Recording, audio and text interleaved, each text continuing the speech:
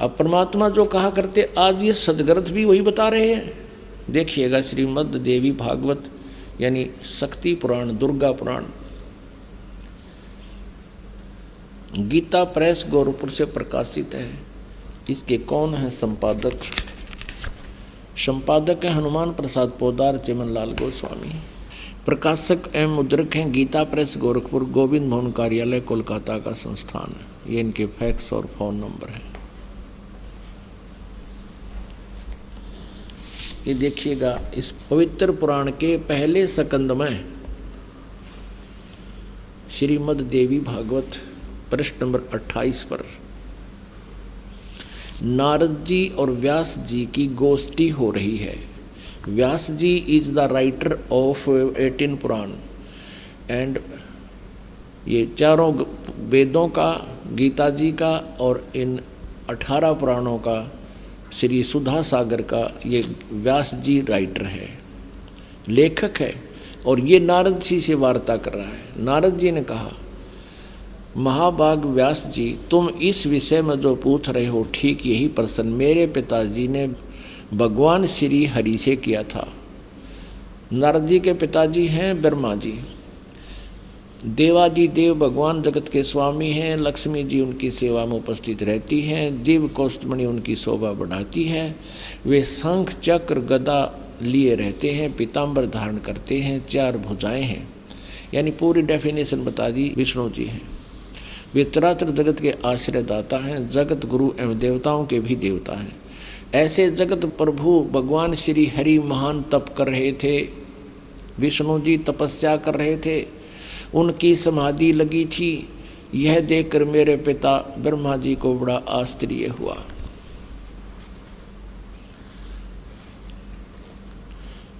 अतः उन्होंने उनसे यानी ब्रह्मा जी ने विष्णु जी से जानने की इच्छा प्रकट की। ब्रह्मा जी ने पूछा, प्रभु आप देवताओं के अध्यक्ष, जगत के स्वामी और भूत भविष्य एवं वर्तमान सभी जीवों के एकमात्र शासक हैं। भगवान फिर आप क्यों तपस्या कर रहे हैं और आप किस देवता की आराधना में ध्यान मग्न हैं?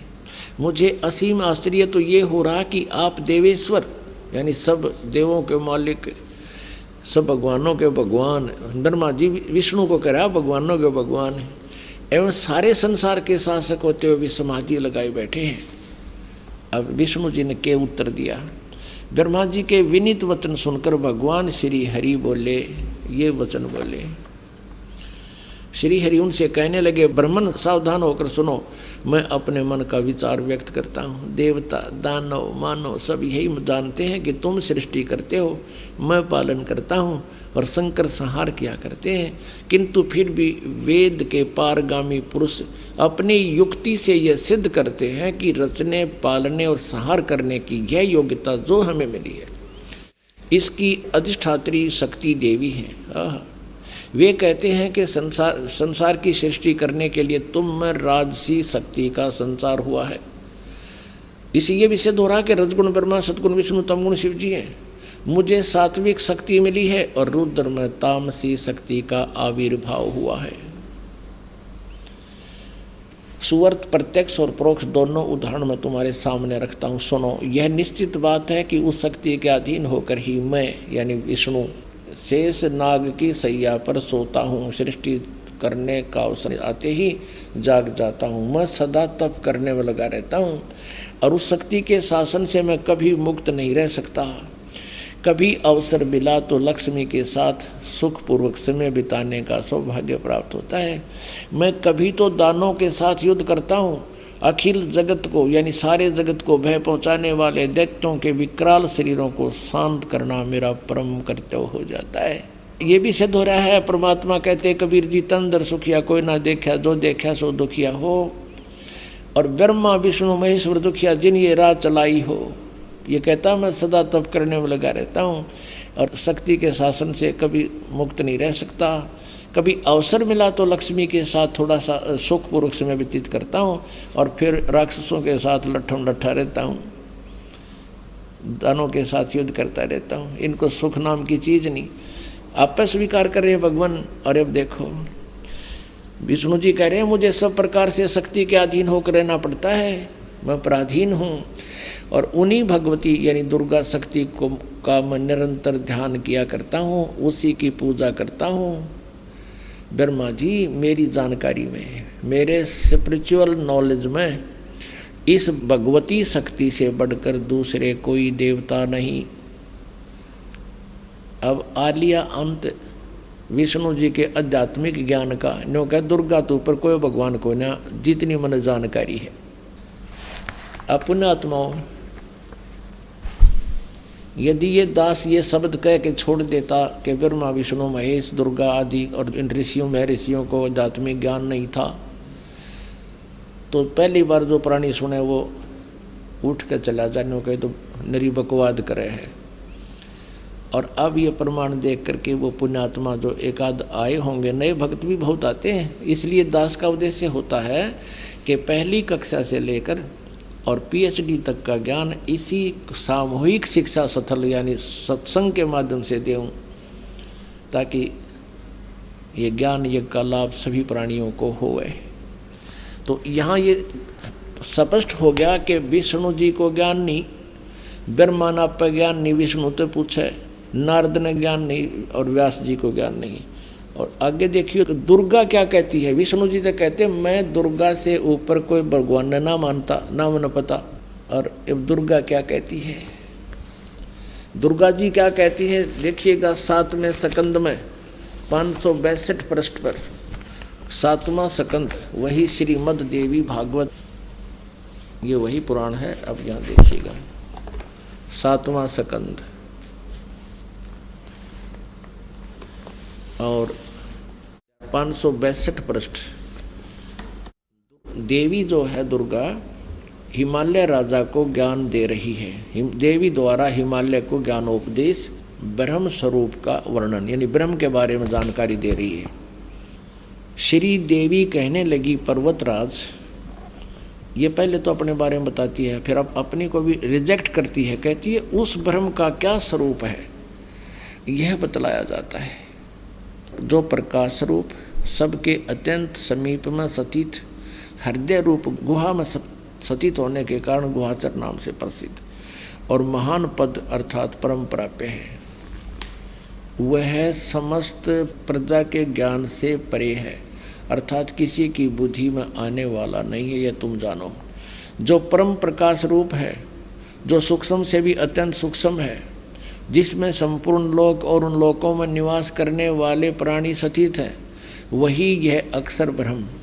अब दुर्गा उवाबाई बोल रही है, कदे तो इस ब्रह्म को अक्षर ब्रह्म कहती है, कहीं इसको ब्रह्म कहती है।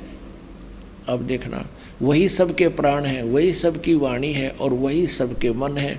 वह यह परम सत्य अमृत अविनाशी तत्व है, सौम्य। उस वेदने योग्य लक्ष्य का तुम वेदन करो, मन लगाकर उसमें तन में हो जाओ। अब हम थोड़ा सा यहीं से ले लेते हैं। उस एकमात्र परमात्मा को ही जाने, दूसरी सब बातों को छोड़ दे। यही अमृत रूप परमात्मा के पास पहुंचाने वाला पुल है। संसार समुद्र से पार होकर अमृत स्वरूप परमात्मा को प्राप्त करने का ये सुलभ साधन है। इस आत्मा का ओम के जप के साथ ध्यान करो। इस अज्ञान में अंधकार से सर्वथा परे और संसार समुद्र से उस पार जो ब्रह्म है उसको पा जाओगे, तुम्हारा कल्याण हो। इसने स्पष्ट कर दिया। अपनी पूजा को भी कह दिया मत करो, मेरी पूजा भी एकमात्र परमात्मा को ही जाने, दूसरी सब बातों को छोड़ दे। उसका ओम नाम है और ब्रह्म, ओम नाम के जाप से ब्रह्म प्राप्ति उद्देश्य रखो। ब्रह्म की जाप करो, ब्रह्म का जाप करो। और वो कहाँ रहता है? वह यह सब का आत्मा ब्रह्म, ब्रह्मलोक रूप दिव्य आकाश में स्थित है। अब क्लियर कर दिया दुर्गा ने कि केवल ब्रह्म की पूजा करो, उसका ओम जाप है, वो ब्रह्मलोक में रहता है। अपने आत्माओं दुर्गा जी ने, देवी ने, जो इन ब्रह्मा विष्णु महेश से सुप्रीम है, इन्होंने इन ब्रह्मा विष्णु महेश नारद व्यास के सब के ज्ञान को रिजेक्ट कर दिया। अब देवी कहती है केवल ब्रह्म ही फाइनल गॉड है, कंप्लीट गॉड है। अब ब्रह्म क्या कहता है? ब्रह्म श्रीमद् भगवत गीता अध्याय नंबर 8 के श्लोक नंबर 13 में जो श्री कृष्ण जी में प्रवेश करके ये काल ब्रह्म बोल रहा है, ये कहता है कि ओम इति एक अक्षरम ब्रह्म व्यवहारन माम अनुस्मरण। ओम यह एक अक्षर मंत्र है, उच्चारण करके सिमरण करता हुआ जो शरीर छोड़कर जाता है, यानी आखिरी सांस तक जो मेरे ओम नाम का जाप करता रहता है, वो मेरे वाली परम गति को प्राप्त होता है। और फिर ये गीता ज्ञानदाता ब्रह्म क्या कहता है? चौथे अध्याय के 5वें और 9वें श्लोक में, दूसरे अध्याय के 12वें श्लोक में श्रीमद् भगवत गीता में कहता, अर्जुन तेरे और मेरे बहुत जन्म हो चुके, तू पहले भी था, मैं भी था, ये राजा लोग भी थे, ये सैनिक भी थे, और ये ना सोच हम आगे ना जन्माएंगे। मेरे जन्म और कर्म अलौकिक हैं। तो पुण्यात्माओं, अब गीता ज्ञानदाता क्या कहता है? 18वें अध्याय के 62वें श्लोक में कहा कि अर्जुन तू सर्वभाव से उस परमेश्वर की शरण में जा, उसकी कृपा से तू परम शांति को और सनातन परम धाम को प्राप्त होगा। सनातन परम धाम कौन सा है? सतलोक। उसके बारे में 15वें अध्याय के 1 से लेकर 4 श्लोक में कहा है कि तत्वदर्शी संत ऐसा होगा जो सब उल्टे लटके संसार के सभी पार्ट्स बता देगा, उसके विभाग बता देगा। उसके पश्चात उस परम पद परमेश्वर की खोज करनी चाहिए, जहाँ जाने के बाद फिर साधक कभी लौटकर संसार में वापस नहीं आता, अर्थात उसको पूर्ण मोक्ष हो जाता है। इससे सिद्ध है कि गीता ज्ञान दाता ब्रह्म से भी ऊपर कोई सुप्रीम पावर है, और वो परम अक्षर ब्रह्म है। उसका अभी आपको उल्लेख बताया था 8वें अध्याय के प्रथम श्लोक में। अर्जुन ने पूछा था कि 7वें अध्याय के 29वें श्लोक में जिस तत्ब्रह्म के बारे में आपने बताया वो किम तत्ब्रह्म, 8वें अध्याय के 3रे श्लोक में कहा कि वो परम अक्षर ब्रह्म है। तो इसे सिद्ध हो गया कि ना ब्रह्मा ने ज्ञान, ना विष्णु ने ज्ञान, ना शिव ने ज्ञान, क्योंकि ब्रह्मा और विष्णु शिव एक ही सत्र का ज्ञान रखते हैं। और ना दुर्गा को कंप्लीट ज्ञान, वो ब्रह्म को फाइनल बता रही है, और ब्रह्म कहता है मेरे और तेरे तो बहुत जन्म हो गए, जन्म मृत्यु सदा ये दुख बना रहेगा, परम शांति नहीं हो सकती। यदि तूने मेरी शरण में रहना है तो उठा लठ और कर युद्ध, ऐसा यहाँ करना ही पड़ेगा। और तुझे परम शांति चाहिए तो उस परमेश्वर की शरण में जा, ये फाइनल कर दिया। अब आपको दिखाते हैं कि सतयुग के ब्राह्मणों ने किसा वेद ज्ञान था। देखिएगा पुण्यात्माओं, सौभाग्य है आप जी का, आपको ये अमृत ज्ञान सुनने को मिल रहा है। सौभाग्य आपका, आपको ये अमृत ज्ञान सुनने को और देखने को मिल रहा है। ये छठा स्कंद संक्षिप्त देवी भागवत 414 पृष्ठ पे जन्मेजय ने पूछा, महाभाग किस युग में कैसा धर्म का स्वरूप है, इस संपूर्ण विषय को विशेष रूप से बताने की कृपा कीजिए। व्यास जी बोले, राजन यह निश्चय है कि सतयुग में ब्राह्मण वेद के पूर्ण विद्वान थे। देखिए व्यास जी कह रहे हैं कि सतयुग में ब्राह्मण वेद के पूर्ण विद्वान थे, और उनके द्वारा निरंतर भगवती जगदम्बा यानी देवी का, दुर्गा की आराधना होती थी। भगवती का दर्शन करने के लिए उनका मन सदा ललायित रहता था। प्रत्येक गांव में शक्ति का मंदिर उद्घाटन हो, इस विषय की उनके मन में बड़ी उत्सुकता रहती थी। देवी की पूजा करा करते, वेद के विद्वान है तेरा गजब है। अरे नो कह ये सतयुग में ये मंदिर का लठी न कटवाए नकली ब्राह्मणा ने, ये काम बिगाड़ रखे सारा, अपने स्वार्थ बस अपने चेले बिठा दिए, उन्हें पूजा आने लगी, इनकी मौज माचगी। प्रत्येक गांव में शक्ति का मंदिर हो। अब यहाँ क्या बता, देखिए ये तो सतयुग के ब्राह्मणों की स्थिति। अब कलयुग के ब्राह्मणों की सती थी, और सुन लो इसी पवित्र पुराण में। धर्म की यही सती थी, त्रेता में भी रही, परंतु कुछ ह्रास हो गया था। सतयुग की जो सती थी वह द्वापर में विशेष रूप से कम हो गई थी।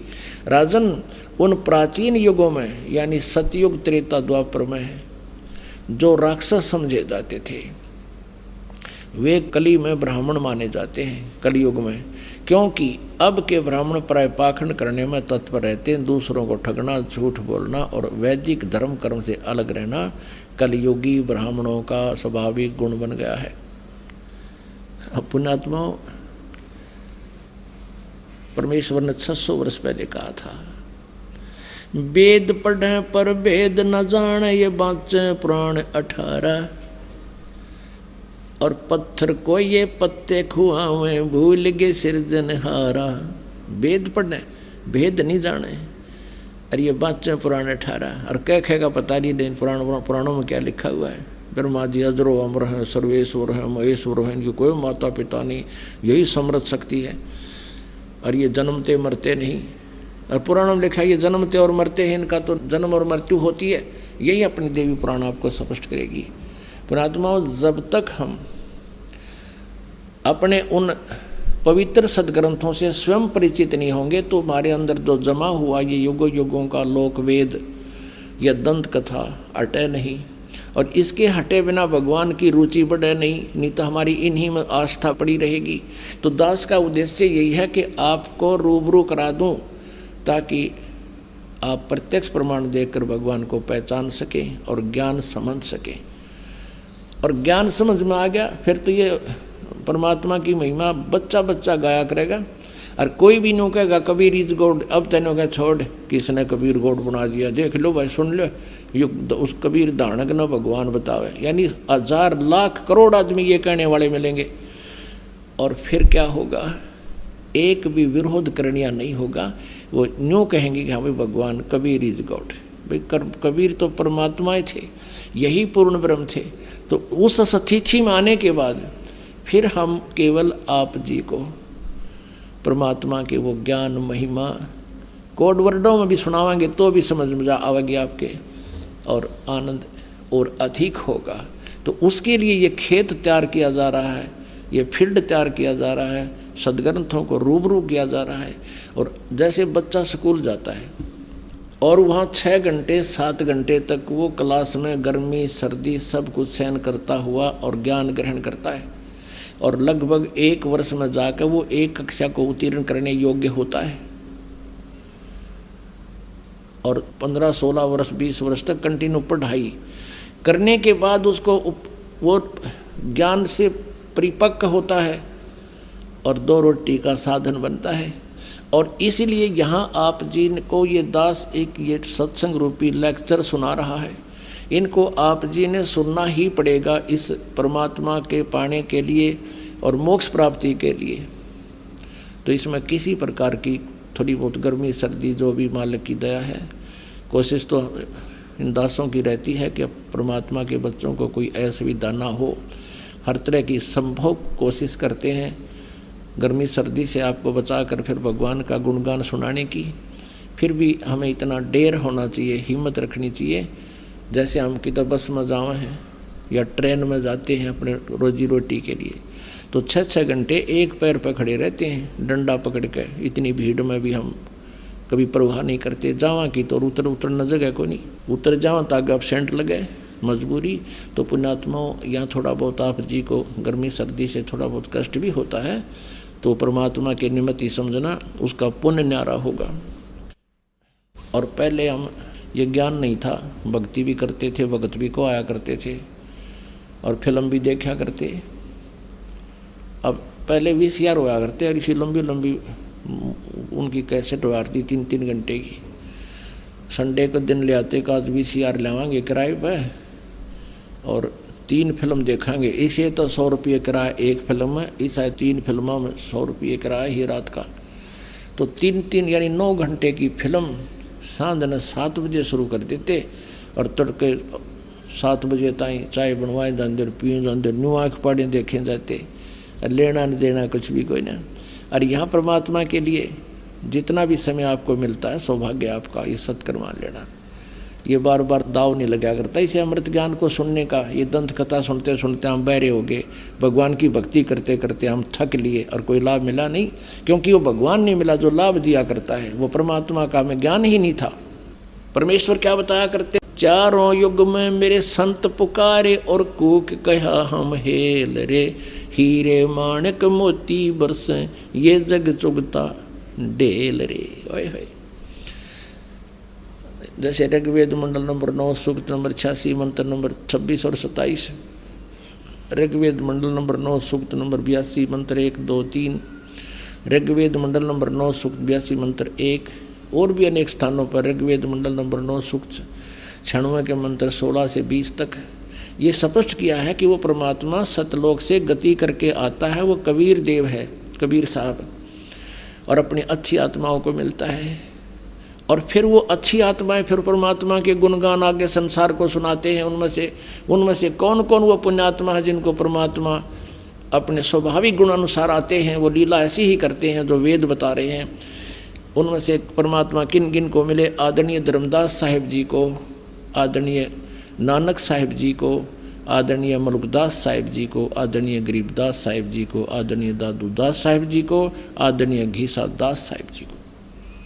ये वो श्रेष्ठ आत्मा, और इन पुण्यात्माओं ने, इन संतों ने आगे परमात्मा के गुणगान गाए, यही ज्ञान दिया जो परमात्मा उनको बता कर गई थी। उनके विषय में कह रहे हैं कि चारों युग में संत पुकारे कूक कहा हम हेल रे, हीरे माणिक मोती बरसे हैं ये जग चुगता ढेल रे। हम तत्व ज्ञान और यथार्थ भक्ति मार्ग रूपी हीरे और मोतियों की वर्षा कर रहे हैं, हमें आपको ज्ञान सुना रहे हैं।